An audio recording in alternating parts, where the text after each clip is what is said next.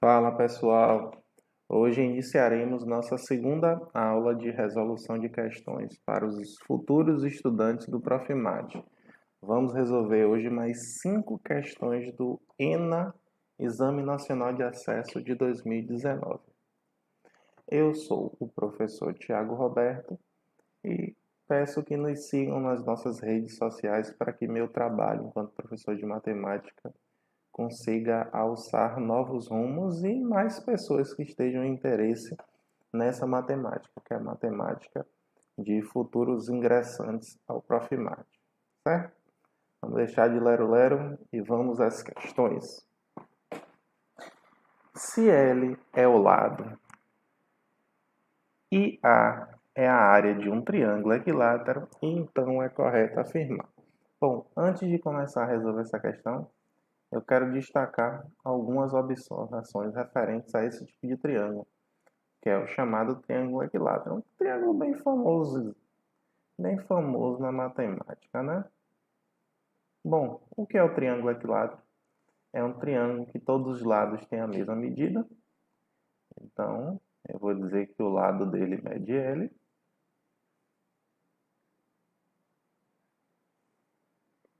E os 4 ângulos internos são iguais e medem 60 graus. Isso aqui é um triângulo equilátero. Bom, para que ele serve, basicamente, em grande parte das questões de Exame Nacional de Acesso do Profimad, é que existem, basicamente, duas fórmulas que servem para eu calcular a altura e a área desse triângulo. E a altura se calcula através dessa fórmula, L raiz de 3 sobre 2. E a área eu calculo através da fórmula L ao quadrado raiz de 3 sobre 4. Bom, esses aqui são os dois tópicos primordiais para quem precisa resolver questões envolvendo medidas de triângulos equiláteros, e são questões que, naturalmente, a maioria dos anos cai em exames de acesso do Profimad. Bom, quem tiver interesse em saber de onde se originam essas duas fórmulas, basicamente, para você encontrar a fórmula da altura, é só dividir esse triângulozinho aqui ao meio. Se eu estou dividindo ao meio, aqui vai medir L sobre 2. Usando o teorema de Pitágoras, em qualquer um desses dois triângulos, você encontra a altura. E para encontrar a área, você usa a fórmula padrão de área de triângulo. Base vezes altura dividido por 2. A base é L, a altura é L raiz de 3 sobre 2. Multiplica e divide por 2. Utilizando isso, você encontra a fórmula da área. Beleza? Vamos lá, o mais importante, que é a resolução dessa questão. Aí vamos lá, de novo na leitura. Se L é o lado e A área de um triângulo equilátero, então é correto afirmar que A e L são grandezas diretamente proporcionais. Bom, como eu disse que A é L quadrado raiz de 3 sobre 4, e a questão diz que o lado é igual a L, ele diz que essas grandezas são diretamente proporcionais. E isso aqui é falso. Por que isso aqui é falso? Primeiro, porque comparar algo de duas dimensões, que é a área, com algo de uma dimensão, que é o lado, que é uma medida de comprimento, é relativamente impossível. Então, para eu comparar coisas, primeiramente, essas coisas têm que estar nas mesmas dimensões. Por exemplo, quando eu digo que duas frações são diretamente proporcionais, a fração meio e a fração 2/4. Por que elas são diretamente proporcionais? Porque elas são equivalentes. Meio não é igual a 2/4, mas se eu simplificar 2/4 fica igual a meio. E se eu for calcular aqui, ó, tentar determinar alguma fração constante, algum valor constante, pelo fato de ser diretamente proporcional, eu nunca vou encontrar. Por quê? Porque aqui tem esse L ao quadrado. Isso aqui é L. Se eu for pensar em função, isso aqui seria uma parábola. Isso aqui seria uma reta. Então não tem como comparar. Já a letra B tem, ó, A e L ao quadrado que é quando eu pego o lado e elevo ao quadrado, são diretamente proporcionais. Por quê? Se eu fizer A e dividir por L ao quadrado, para qualquer valor de L vai dar quem? A raiz de 3 sobre 4 vai dar essa constante. Então, a letra B é verdade. Primeiro, porque eu estou comparando duas grandezas que têm a mesma dimensão. A é a área desse triângulo. E L ao quadrado é o quê? É a área de um quadrado de lado L. Mas, de modo prático, elas têm a mesma dimensão, que no caso é 2. Certo? Então, as outras eu nem preciso pensar. Está falando que é inversamente proporcional. Então, como eu estou calculando medidas, né, de lado e área, não tem nada a ver encontrar algo inversamente proporcional. Beleza? Bem tranquila essa primeira questão. É uma questão que você só precisa de um raciocínio bem singular com relação à proporcionalidade, né? E lembrar disso, só posso comparar coisas se elas tiverem a mesma dimensão, certo? E lembrem dessas formulazinhas aqui, ó. Para essa questão específica não foi tão importante, mas para diversas outras questões seria. Se por acaso, deixa eu dar uma mudada aqui. Se por acaso ele mudasse aqui, ó, de lado para H é a altura, ou não era para pagar o lado não, é a área. E L o lado, qual seria correto afirmar? Seria que H e L são diretamente proporcionais. Porque H é um comprimento, ou seja, é uma dimensão. Lado é um comprimento também, então uma dimensão. Não seria H e L ao quadrado, nem L e H ao quadrado, e por aí vai. Certo? Então, só para dar uma incrementada nessa questão, para destacar a questão de ser diretamente proporcional à questão de medidas. Vamos lá, próxima. Na figura estão apresentadas as engrenagens A, B e C, que possuem, respectivamente, 60, 45 e 90 dentes cada uma. Quantas voltas completas dará a engrenagem A? Se a engrenagem C der 4 voltas completas, mais 2/3 de volta. Bom, o que é que eu tenho que raciocinar nessa questão? O fator mais importante é esse aqui, ó, em função dos dentes. Por exemplo, eu vou começar com esse dentezinho daqui. Ó. Quando essa figura aqui, essa engrenagem C, der uma volta completa, ó, esse dente saiu daqui, deu a volta e voltou para cá. Ou seja, todos os dentes se movimentaram. E eles têm que se movimentar quantas vezes? 4 vezes completas, mais 2/3 de uma volta. Então, vamos ver quantas vezes vai haver essas movimentações aqui, né? Então, seria 4 vezes 90, mais 2/3 de 90. Então, 4 vezes 90 dá 360. 2 vezes 90 dá 180, dividido por 3, 60. 420 mais 60, ou 360 mais 60, 420. Opa, 420. Então, ó, deu uma volta, 90, depois mais 90, depois 2/3 de 90, que é igual a 60. Então, a pergunta é bem simples. Quando esse aqui der essa quantidade de voltas, é como se isso aqui, ó, ele saiu daqui e veio para cá, 90, depois 90, até chegar no 420. Então, ele estaria mais ou menos aqui. Vamos dizer que seja aqui. Esse aqui parou aqui. Então, quando esse cara andar essa quantidade de vezes aqui até chegar aqui, esse daqui terá andado quantas voltas completas? Que é essa pergunta, ó, quantas voltas completas? Então aqui eu tenho que raciocinar única e exclusivamente na quantidade de dentes.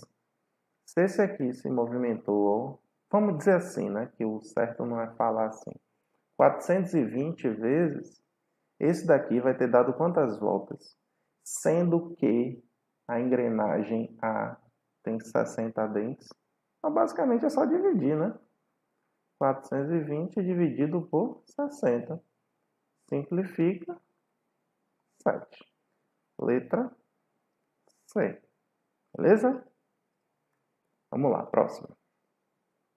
Quantas raízes possui a equação 3 mais raiz quadrada de 3 mais x à quarta igual a x ao quadrado? Então, vamos lá. Arrumando a equação vai ficar o quê? Raiz quadrada de 3 mais x à quarta igual a x quadrado menos 3. Bom, isso aqui é uma equação irracional. Acho que todo mundo aqui sabe que tem que elevar ao quadrado, os membros e tal, simplificar, resolver alguma equação. Ponto. Só que aqui você tem que tomar alguns cuidados. Qual é o principal cuidado? Você lembrar qual é a definição de raiz quadrada. Raiz quadrada de A é B quando A for maior ou igual que zero e B for maior ou igual que zero. O A aqui, que é esse cara, eu tenho uma garantia que sempre é maior ou igual que zero. Por quê? Porque x à quarta é sempre um número positivo. Entretanto, esse x quadrado menos 3 daqui, ó, ele pode ser negativo, porque eu posso associar ele a uma parábola, onde as raízes são raiz de 3 e menos raiz de 3. Então, existem esses valores aqui, ó, que tornam a equação negativa. Então, que tornam a equação negativa não, que tornam esse polinômiozinho aqui negativo. Então, temos que tomar cuidado nesse intervalo. Então, se algum valor que eu encontrar aqui estiver dentro desse intervalo, significa que ele não vai satisfazer minha equação. Então, vamos lá. Isso aqui implica em 3 mais x à quarta, isso ao quadrado. Isso aqui ao quadrado é o quadrado primeiro, menos 2 vezes o primeiro pelo segundo, mais o quadrado do segundo. Simplifica, né? Vai ficar 6x igual a 6. O que implica x igual a 1. E aí, 1 é a resposta. Se você for substituir aqui, fica 3 mais 1 a quarta, que é 3 mais 1, que é 4. Raiz de 4, 2. Só que aqui fica 1 quadrado menos 3. 1 quadrado, 1. Menos 3, menos 2. Então, esse 1 satisfaz? Não. Então, quantas raízes possui a equação? Possui 0 raízes. Por causa da condição. E se eu for observar, ó, o 1 está aqui dentro desse intervalo, ó, porque o 1 é menor que raiz de 3. Então, realmente, não pode. Então, não existe nenhuma raiz real essa equação. Próximo. Que número inteiro pode ser escrito como isso aqui? Aí você para e pensa, nossa, é uma questão meio estranha. O que é que eu posso fazer aqui? Eu posso racionalizar. Poxa, mas se eu racionalizar, vai aparecer um radical no denominador. Poxa, o que é que eu posso fazer com raiz quadrada de 19 mais 6 raiz de 10 menos raiz quadrada de 19 menos 6 raiz de 10? O que é que eu posso dizer? Então, eu vou dizer que isso aqui é x. Por quê? Qual é a técnica?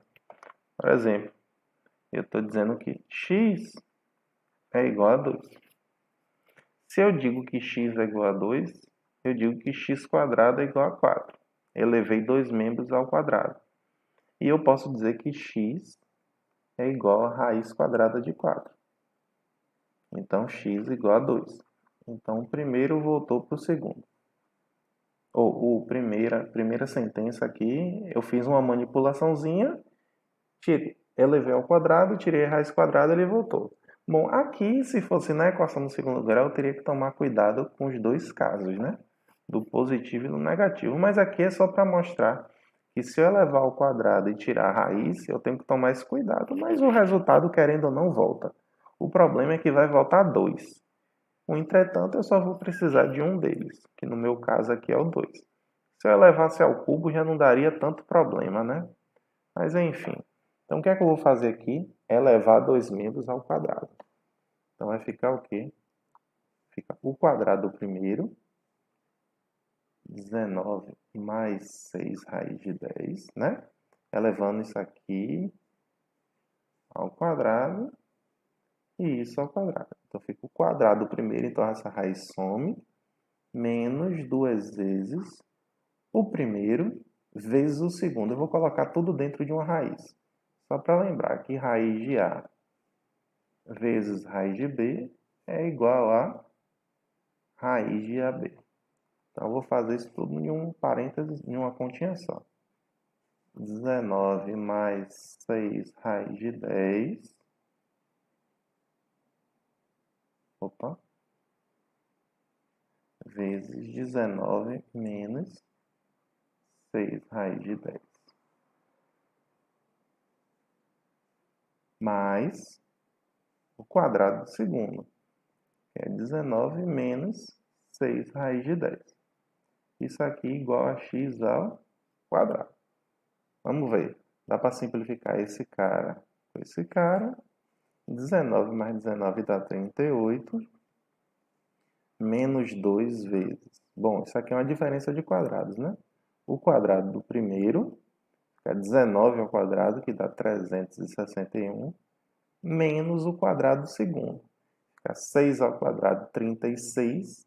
Raiz quadrada de 10 ao quadrado é 10. Então, 36 vezes 10, 360.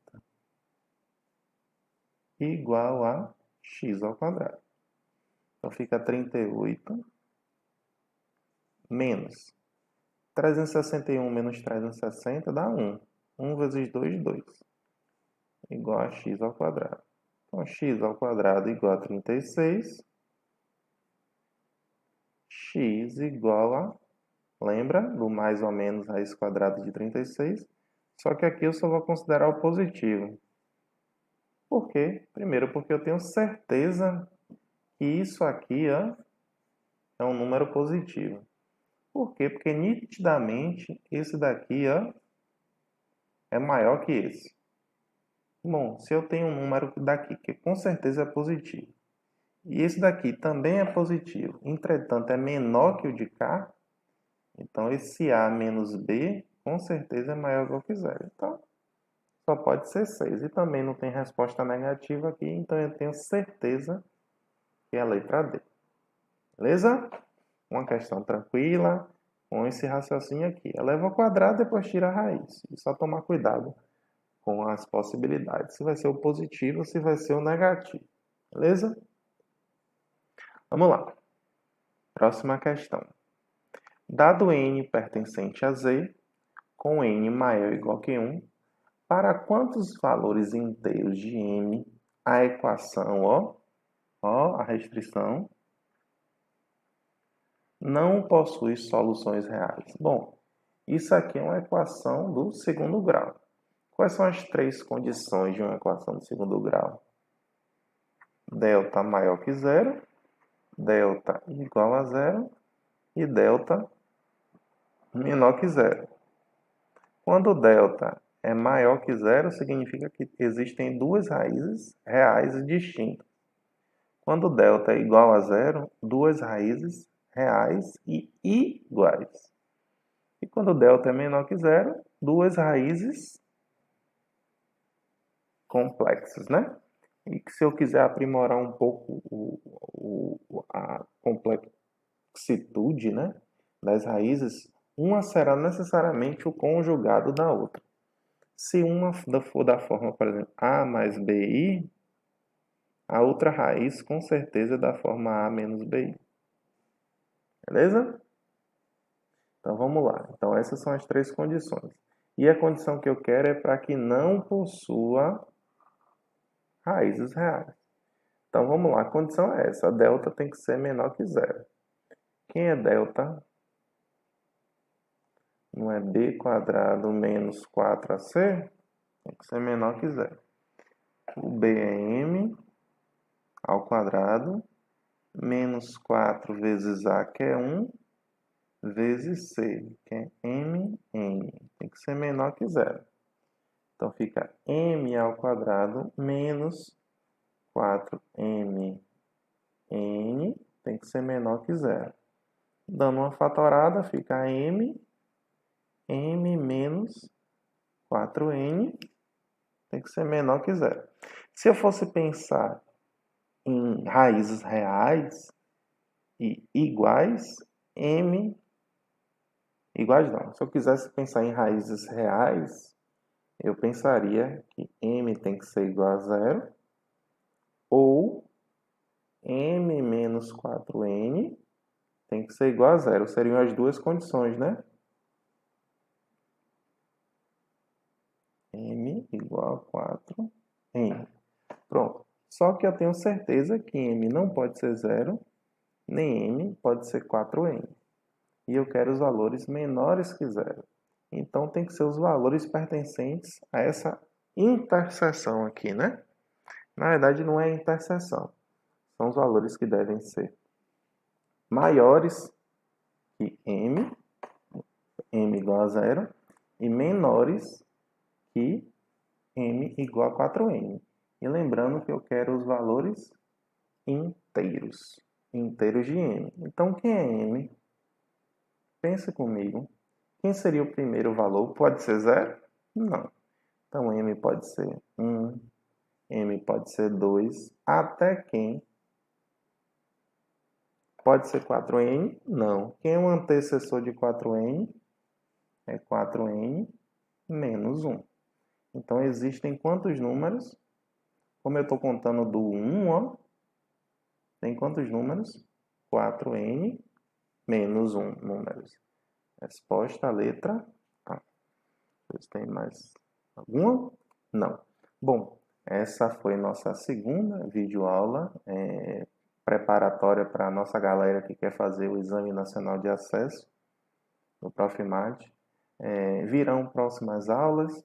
Essa aqui somente foi a segunda para eu destacar exatamente que tem questões de todos os níveis. E nessa segunda aula eu também mostrei que existiram 5 questões bem tranquilas. E com estudo, dedicação e calma, dava para ter gabaritado essas 10 que eu resolvi aqui. É claro que eu estou fazendo em casa, com calma, então dá para se entender tudo. Mas quem estuda, se dedica, consegue. Porque eu consegui. Tenho certeza que quem se esforçar será um futuro mestre em matemática. Valeu, galera. Um abraço a todos e tchau, tchau.